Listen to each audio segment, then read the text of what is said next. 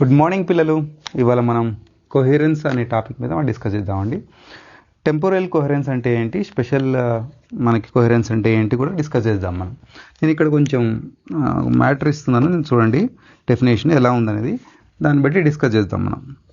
So coherence is described as the propagation of inter correlation between the physical quantities of the single wave అన్నాడు. Single wave గురించి discuss చేస్తే మనం double wave గురించి discuss చేస్తాం క్లాస్లో. అవునా?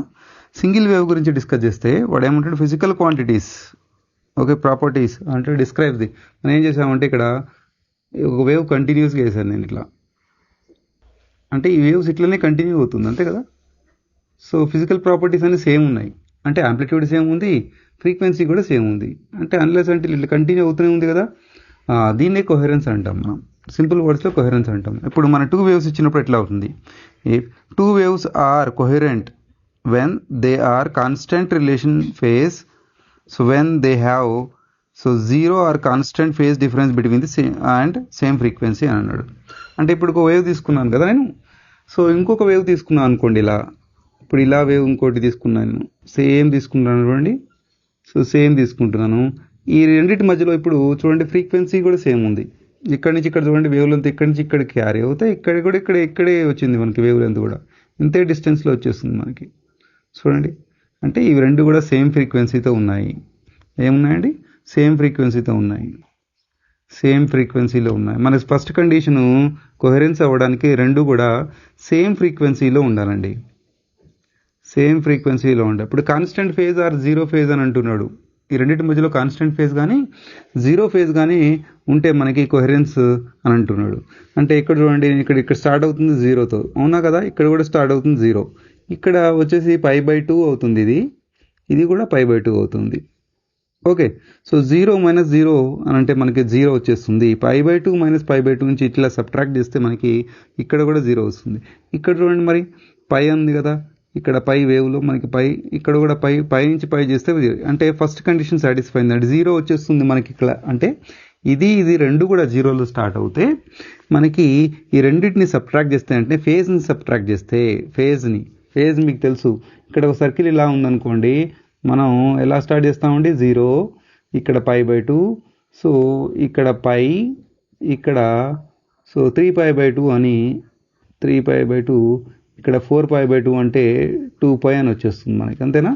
ఈ హాఫ్ని ఇలా రొటేట్ చేస్తే మనకి ఈ హాఫ్ ఇక్కడ ఉంది కదా, ఈ హాఫ్ని ఇలా రొటేట్ చేస్తే ఒక వేవ్ అయిపోతుంది. అదే తీసుకున్నాం కదా ఇక్కడ 0 స్టార్టింగ్లో, ఇక్కడ ఇలా ఉంది కదా మనకి, ఈ హాఫ్ని అలా తీసుకున్నాం కదా, ఇటు సైడ్ తీసుకున్నాను కదా, ఇది π/2 అయిపోయింది. ఇది వచ్చేసి పై, ఇది వచ్చేసి 3π/2, ఇది వచ్చేసి 2π, అవునా, సేమ్ ఫేజ్. సో రెండు ఒకటే చోట స్టార్ట్ అయినాయి కాబట్టి దాని డిఫరెన్స్ వచ్చేసి 0 వచ్చేస్తుంది మనకి, ఓకేనా. అది కాకుండా ఇది కొంచెం ముందుకు వచ్చేసింది అనుకోండి, ఇప్పుడు కొంచెం ముందు తీసుకొచ్చాం దీన్ని, ఓకే, ఈ పార్ట్ని మనం కొంచెం ముందు తీసుకొచ్చాం. సో ఈ వేవ్ను కొంచెం ముందు తీసుకెళ్ళి స్టార్ట్ చేసాం అనుకోండి. సో ఇప్పుడు ఈ వేవ్ను కొంచెం ముందుకుతో స్టార్ట్ చేస్తున్నాను. సో ఇక్కడ తీసుకొచ్చి ఇలా తీసుకొచ్చి నేను ఇక్కడే క్లోజ్ చేసేసాను, అంటే ఇలా మూమెంట్ వచ్చేస్తుంది మనకి, ఓకే. ఓకే, ఎక్కడైతే 0 ఉందో ఇక్కడ మనకి π/2 వచ్చిందండి, అంటే π/2లోంచి 0 తీసేస్తే π/2 అని వచ్చేస్తుంది, ఓకే. మళ్ళీ ఇక్కడ ఎక్కడైతే పై ఉందో ఇక్కడ π/2 వచ్చేసింది, అంటే ఇక్కడ చూడండి పై ఉన్న చోట π/2 వచ్చేస్తుంది. ఇంకొకటి ఇది కొంచెం మూమెంట్ ఇలా వస్తే 0 దగ్గర π/2, ఎక్కడైతే π/2 వచ్చిందో ఇక్కడ పై వచ్చేస్తుంది. ఇక్కడ చూడండి, ఇక్కడ పై ఉంది కదా, ఇక్కడ π/2 వచ్చింది స్ట్రైట్గా, అంటే π/2. అంటే ఇలా నేను సబ్ట్రాక్ట్ చేసుకుంటూ వెళ్తే మనకి ఏమవుతుంది, π/2 వస్తుంది. అంటే 0 కానీ కాన్స్టెంట్ ఫేజ్ కానీ ఉంటే, అంటే ఈ రెండు కండిషన్స్ సాటిస్ఫై అవుతాయి. ఈ రెండు కండిషన్లు అండి, 0 కానీ లేదా 0 ఆర్ కాన్స్టెంట్ ఫేజ్ వస్తుంది మనకి ఈ రెండింటి మధ్య, అంటే రెండు వేవ్స్ మధ్యలో 0 కానీ కాన్స్టెంట్ ఫేజ్ కానీ లేదా సేమ్ ఫ్రీక్వెన్సీ కనుక ఉంటే ఈ రెండు కండిషన్స్ సాటిస్ఫై అవుతాయి, ఈ రెండు వేవ్ని కోహెరెన్స్లో ఉన్నాయని చెప్తాం. అదే సింగిల్ వేవ్ అయితే, సింగిల్ వేవ్ సేమ్ ఫేజ్తో మనకి సేమ్ ఫ్రీక్వెన్సీతో మూమెంట్ ఉంటే ఇంకో జనరల్గా మనం కోహెరెన్స్ అంటాం. కానీ ఆర్డినరీ లైట్ మనకి ఇది లేజర్లో కనబడుతుంది. ఇలా ఆర్డినరీ లైట్లో ఏమవుతుంది చూడండి, మనకి ఆర్డినరీ లైట్లో మీరు కనుక అబ్జర్వ్ చేస్తే సో ఈ విధంగా మీకు ఉండదు. ఎలా ఉంటుంది, కొంతసేపు ఏమో హై ఫ్రీక్వెన్సీతో హై యాంప్లిట్యూడ్తో మొదలయ్యి చిన్నగా ఇలా వచ్చేస్తుంది మనకి, అవునా. ఫ్రీక్వెన్సీ మారిపోతుంది, యాంప్లిట్యూడ్ మారిపోతుంది, ఇలా ఉంటుంది జనరల్గా మన వేవ్లో.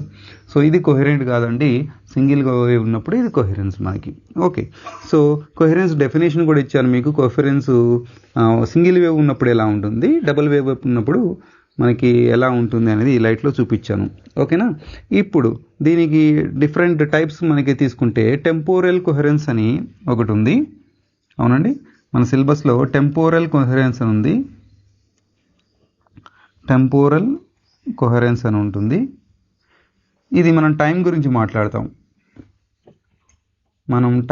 మాట్లాడతాం కాబట్టి ఇది. ఇంకొకటి వచ్చేసి స్పెషల్ కొహెరెన్స్ అని ఉంటుంది. స్పెషల్ కొహెరెన్స్ ఉంటుంది. ఈ రెండింటిని గురించి డిస్కస్ చేద్దాం ఇప్పుడు. స్పెషల్ కొహెరెన్స్, ఓకే, ఇది స్పేస్ మీద ఉంటుంది. స్పేస్ మీద కానీ డైరెక్షన్ మీద కానీ ఉంటుంది. టెంపోరల్ కొహెరెన్స్, స్పెషల్ కొహెరెన్స్, ఈ రెండింటి గురించి డిస్కస్ చేద్దామండి. ఇప్పుడు మనం ఇదే వేవ్ని ఇలా తీసుకున్నాం అనుకోండి. ఇదే వేవ్ నుంచి ఇక్కడ తీసుకొస్తే ఇప్పుడు మనం కంటిన్యూస్గా ఇలానే ఉండదు కదా, నేను చెప్పాను కదా, బ్రేక్ అయిపోతుంది.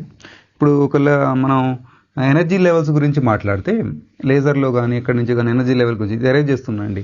సో నేను ఎనర్జీ లెవెల్స్ గురించి మాట్లాడితే సో నాకేమవుతుంది, ఇప్పుడు రెండు ఎనర్జీ లెవెల్ తీసుకున్నాం అనుకోండి. ఒకటి గ్రౌండ్ స్టేట్, ఒకటి ఎగ్జైటెడ్ స్టేట్. ఎగ్జైటెడ్ స్టేట్లో ఉన్నటువంటి ఎలక్ట్రాన్ కిందికి వస్తే ఒక ఫోటాన్ రిలీజ్ చేస్తుంది. ఇది ఒక ఫోటాన్. ఇది ఎంతసేపు రిలీజ్ చేస్తుంది అంటే ఎంతసేపు వస్తుంది ఇది ఫోటాన్ అనేది, కొంచెం దూరం వరకే ఉంటుంది.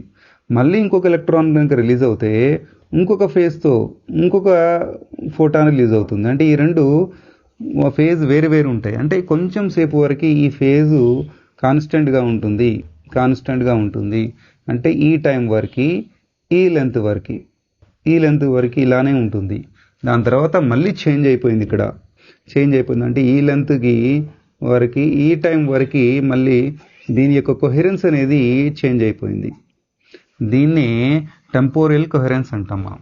కొంచెం రీజన్ వరకు మాత్రమే ఈ టైంని సో మనకి కొహెరెన్స్ టైం అని అంటాము. ఈ లెంత్ని కొహెరెన్స్ లెంత్ అని అంటాం. బెస్ట్ ఎగ్జాంపుల్ మీకు చెప్తానండి.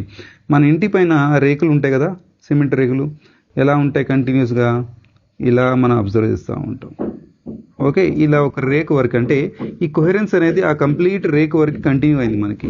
ఇప్పుడు మనం ఇంకొక రేక్ యాడ్ చేసాం అనుకోండి, ఎలా అరేంజ్ చేస్తారు, ఇలా అరేంజ్ చేస్తారు. అవునా, ఇలా అరేంజ్ చేస్తారు. అంటే ఇంకొక రేకు కూడా ఇలా అరేంజ్ చేస్తారు. అంటే కంటిన్యూస్ వస్తుంది. ఇక్కడ మనకి ఫేజ్లో డిఫరెన్స్ రాలేదు.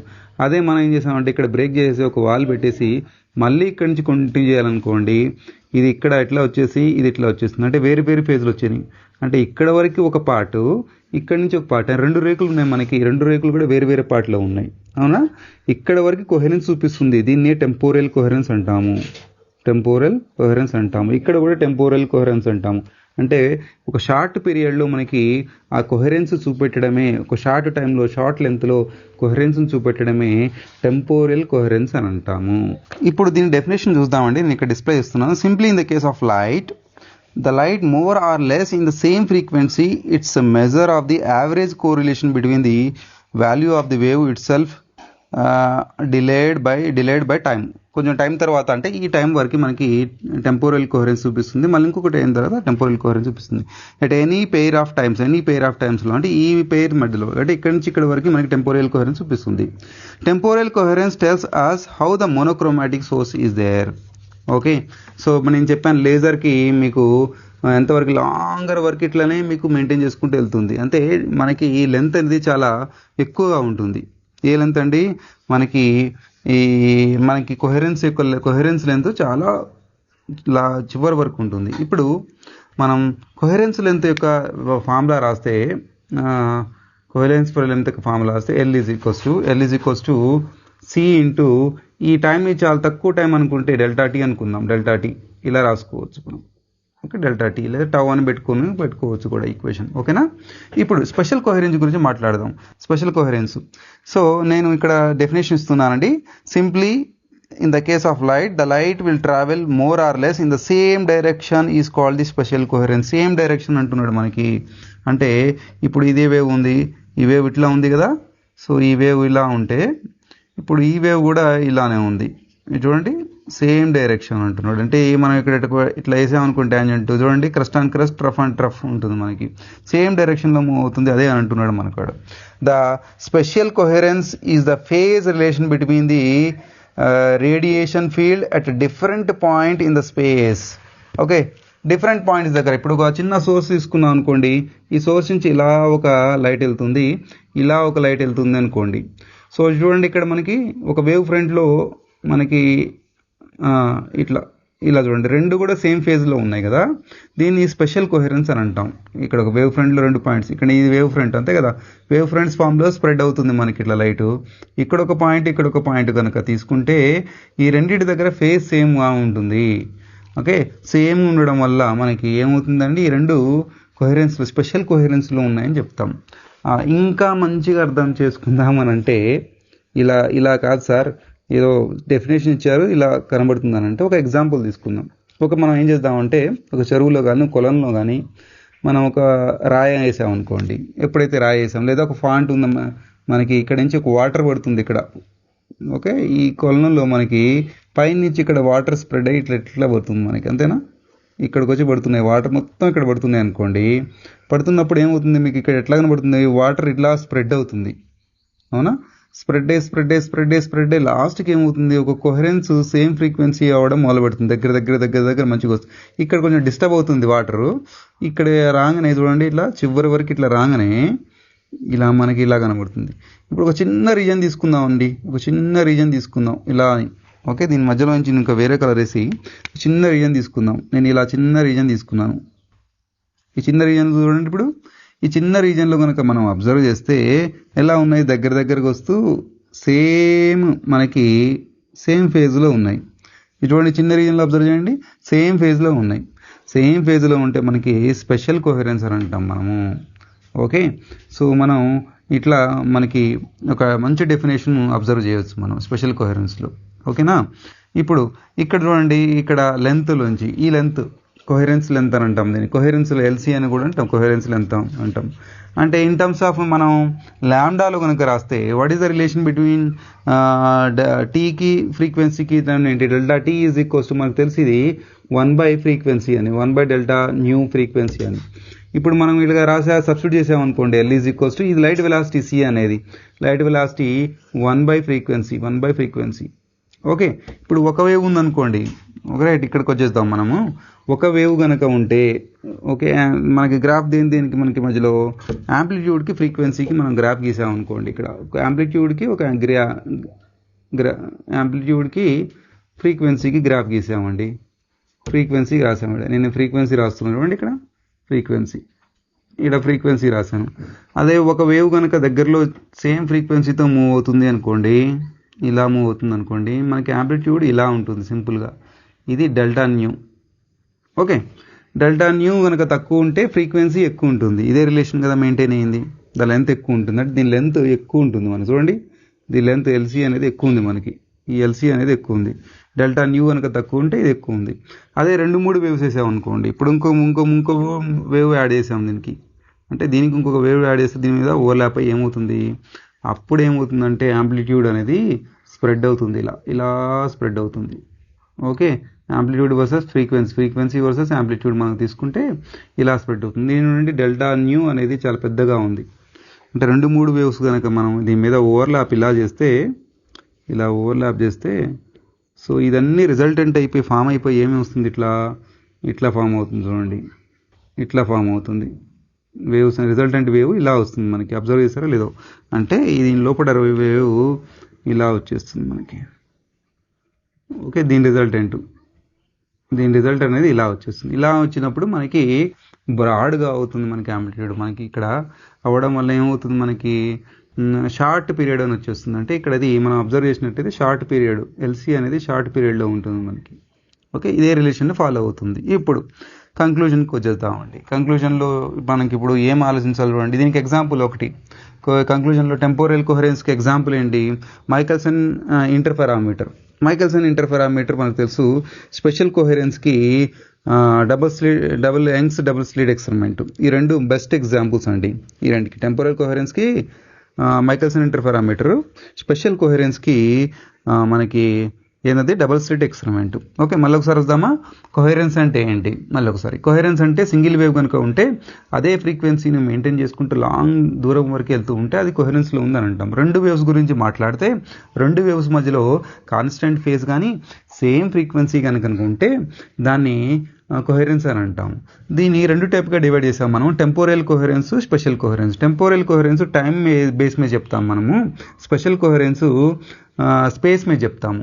ఓకే, మనకి కొంత దూరం వరకు అదే ఫ్రీక్వెన్సీ అదే మొత్తం ఫేజ్ మెయింటైన్ చేసింది అనుకోండి, సో దాన్ని టెంపోరల్ కొహెరెన్స్ అంటాం. అంటే ఇంత దూరం వరకు, అంటే ఈ రెండు పాయింట్ల మధ్యలో ఉన్నటువంటి ఈ లెంత్ని ఈ మన కొహెరెన్స్ లెంత్ అంటాం, ఈ టైంని కొహెరెన్స్ టైం అని అంటాం, డెల్టా టీ అని అంటాం, డెల్టా ఎల్ అంటాం.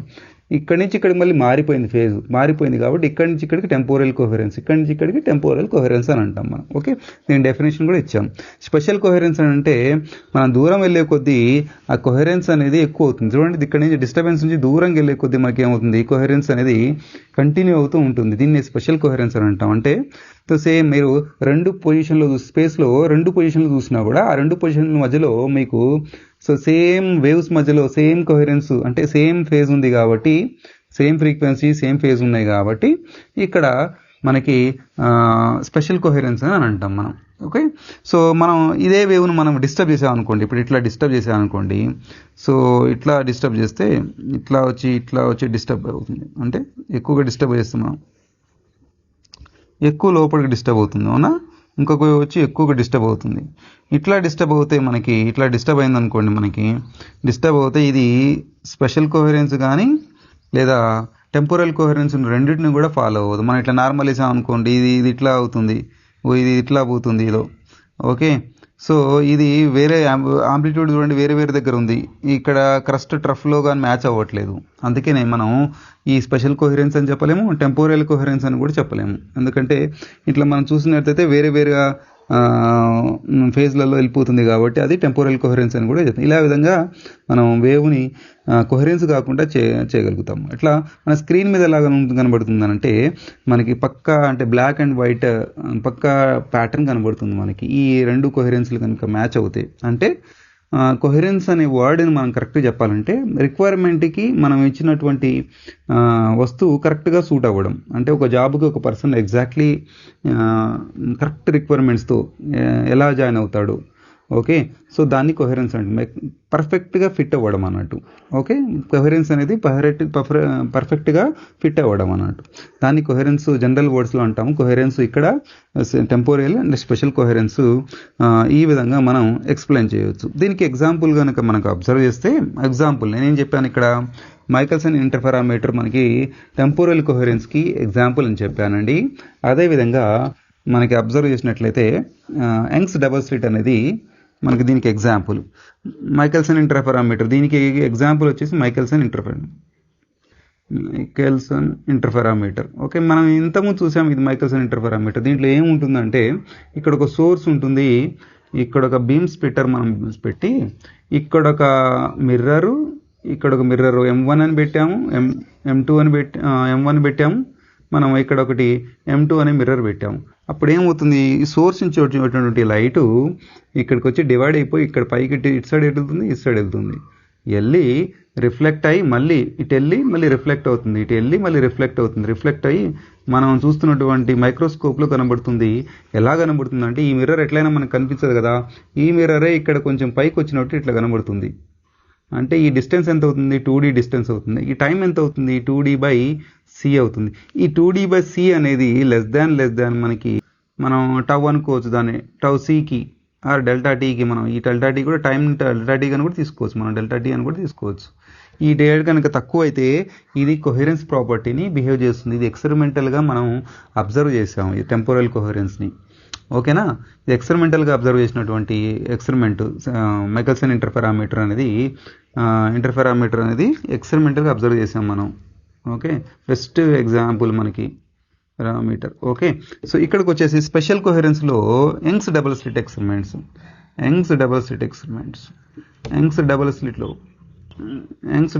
ఎక్స్పెరిమెంట్లో మనం అబ్జర్వ్ కనుక చేస్తే, ఓకే, మనం ఏం చేసాం ఇక్కడ యంగ్స్ డబుల్ స్లిట్లో ఒక సోర్స్ ఉంటుంది మనకి, మనకి ఇక్కడ వచ్చేసి 2.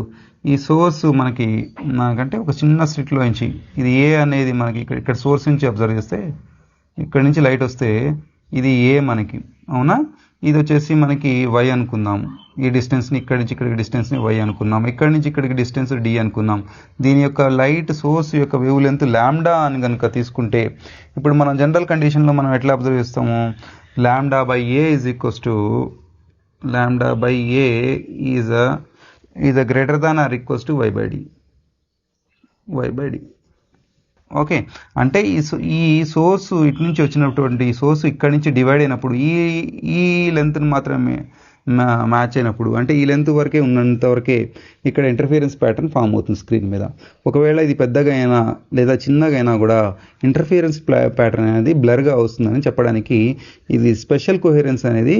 ఎందుకంటే ఇది వేవ్ ఫార్మాట్లో ఇట్లా వెళ్తుంది కదా. స్పెషల్ కోహెరెన్స్ అంటే ప్రతి ఒక్క చోట ఈ వేవ్ ఫార్మాట్లో ప్రతి ఒక్క చోట ఫేజ్ సేమ్ ఉంటుంది, టైం కూడా సేమ్ ఉంటుంది. అదే కదా స్పెషల్ కోహెరెన్స్. ఇలా వచ్చి మళ్ళీ ఇక్కడ మళ్ళీ డివైడ్ అయిపోయి ఇక్కడ కూడా ఇట్లా డివైడ్ అయిపోయి ఇలా మనకి డివైడ్ అయినప్పుడు, అంటే ఈ కండిషన్ సాటిస్ఫై అయినప్పుడు ఇలా ఫామ్ అయిపోయి కన్స్ట్రక్టివ్ ఇంటర్ఫియరెన్స్ ఫామ్ అయిపోయి ఈ స్క్రీన్ మీద ఒక బ్రైట్ ఒక డార్క్ ఇంటర్ఫియరెన్స్ ప్యాటర్న్ ఫామ్ అవుతుంది. ఎప్పుడైతే అక్కడ ఆ కండిషన్ సాటిస్ఫై అవ్వలేదు, అంటే ఆ డిస్టెన్స్ని మనం మారాము, సో మనకి ఆ కండిషన్ సాటిస్ఫై అవ్వదు, అంటే మనకి ఇంటర్ఫియరెన్స్ ప్యాటర్న్ ప్రాపర్గా పడదు.